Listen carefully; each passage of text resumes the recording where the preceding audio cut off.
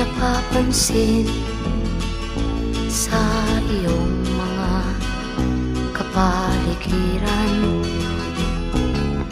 Kay dumi na ng hangin, pati na ang mga ilog natin.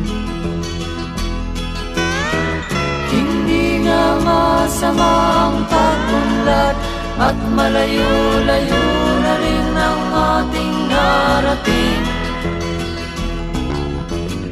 Ngunit masdan mo ang tubig sa dagat, dati kulay asul, ngayon'y naging itim.